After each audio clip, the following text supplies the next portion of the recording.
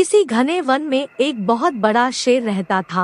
वह रोज शिकार पर निकलता और एक ही नहीं, दो नहीं, कई कई जानवरों का काम तमाम देता। जंगल के जानवर डरने लगे कि अगर शेर इसी तरह शिकार करता रहा तो एक दिन ऐसा आएगा कि जंगल में कोई भी जानवर नहीं बचेगा। सारे जंगल में सनसनी फैल गई। शेर को रोकने के लिए कोई न कोई उपाय करना जरूरी था। एक दिन जंगल के सारे जानवर इकट्ठा हुए और इस प्रश्न पर विचार करने लगे। अंत में उन्होंने तय किया कि वे सब शेर के पास जाकर उनसे इस बारे में बात करें। दूसरे दिन जानवरों के एक दल शेर के पास पहुंचा। उनके अपनी ओर आते देख शेर घबरा गया और उसने गरज कर पूछा, क्या बात है? तुम सब यहाँ क्यों आ रहे हो? जानवर दल के नेता ने कहा, महाराज, हम आपके पास निवेदन करने आए हैं। आप राजा हैं और हम आपकी प्रजा। जब आप शिकार करने निकलते हैं तो बहुत जानवर मार डालते हैं। आप सबको खा भी नहीं पाते। इस तरह से हमारी संख्या कम होती जा रही है। अगर ऐसा ही होता रहा तो कुछ ही दिनों में जंगल में आपके सिवाय और कोई भी नहीं बचेगा। प्रजा के बिना राजा भी कैसे रह सकता है? यदि हम सभी मर जाएंगे तो आप भी राजा नहीं रहेंगे। हम चाहते हैं कि आप सदा हमारे राजा बने रहें। आपसे हमारी विनती है कि आप अपने घर पर ही रहा करें। हर रोज स्वयं आपके खाने के लिए एक जानवर भेज दिया करेंगे। इस तरह से राजा और प्रजा दोनों ही चैन से रह सकेंगे। शेर को लगा कि जानवरों की बात में सच्चाई है। उसने पल भर सोचा, फिर बोला, अच्छी बात है, मैं तुम्हारे सुझाव को मान लेता हूँ, लेकिन याद रखना, अगर किसी भी दिन तुमने मेरे खाने के लिए पूरा भोजन नहीं भेजा तो मैं जितने जानवर चाहूँगा मार डालूंगा। जानवरों के पास तो और कोई चारा नहीं, इसलिए उन्होंने शेर की शर्त मान ली और अपने अपने घर चले गए। उस दिन से हर रोज शेर के खाने के लिए एक जानवर भेजा जाने लगा। इसके लिए जंगल में रहने वाले सब जानवरों में से एक एक जानवर बारी बारी से चुना जाता था। कुछ दिन बाद खरगोशों की बारी भी आ गई। शेर के भोजन के लिए एक नन्हे से खरगोश को चुना गया। वह खरगोश जितना छोटा था उतना ही चतुर भी था। उसने सोचा, बेकार में शेर के हाथों मरना मूर्खता है। अपनी जान बचाने का कोई न कोई उपाय अवश्य करना चाहिए और हो सके तो कोई ऐसी तरकीब ढूंढनी चाहिए जिसे सभी को इस मुसीबत से सदा के लिए छुटकारा मिल जाए। आखिर उसने एक तरकीब सोच ही निकाली। खरगोश धीरे धीरे आराम से शेर के घर की ओर चल पड़ा। जब वह शेर के पास पहुंचा तो बहुत देर हो चुकी थी।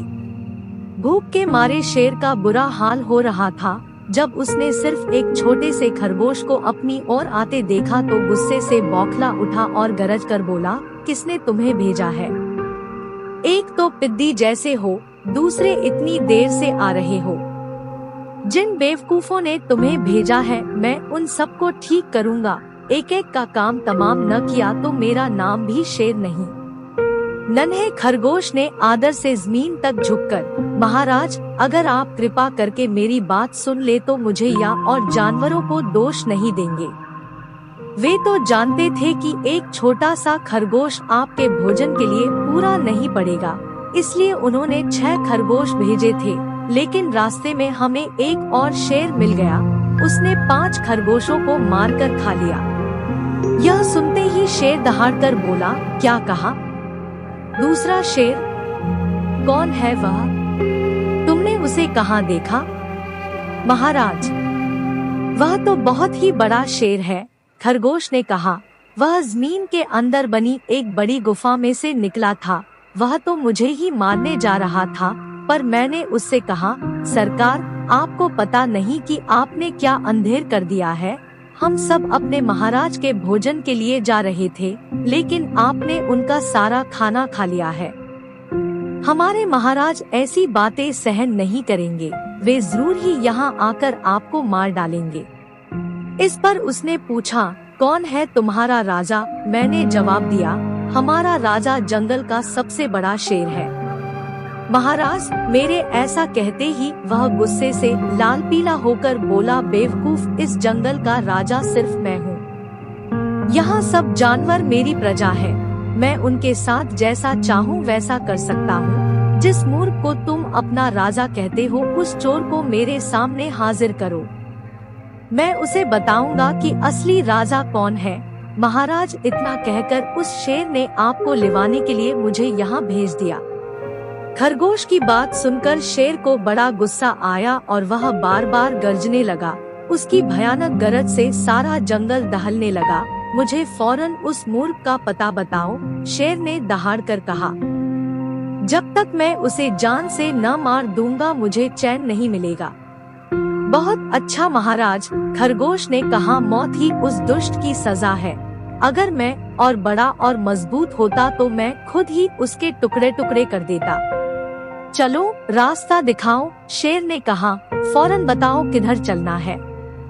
इधर आइए महाराज, इधर। खरगोश रास्ता दिखाते हुआ शेर को एक कुएं के पास ले गया और बोला, महाराज, वह दुष्ट शेर जमीन के नीचे किले में रहता है, जरा सावधान रहिएगा। किले में छुपा दुश्मन खतरनाक होता है, मैं उससे निपट लूंगा, शेर ने कहा।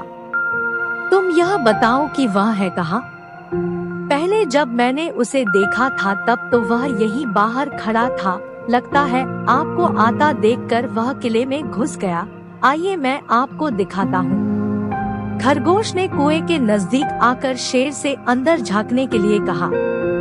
शेर ने कुएं के अंदर झांका तो उसे कुएं के पानी में अपनी परछाई दिखाई दी। परछाई को देखकर शेर जोर से दहाड़ा। कुएं के अंदर से आती हुई अपने ही दहाड़ने की गूंज सुनकर उसने समझा कि दूसरा शेर भी दहाड़ रहा है। दुश्मन को तुरंत मार डालने के इरादे से वह फौरन कुएं में कूद पड़ा। कूदते ही पहले तो वह कुएं की दीवार से टकराया, फिर धड़ाम से पानी में गिरा और डूबकर मर गया। इस तरह चतुराई से शेर से छुट्टी पाकर नन्हा खरगोश घर लौटा।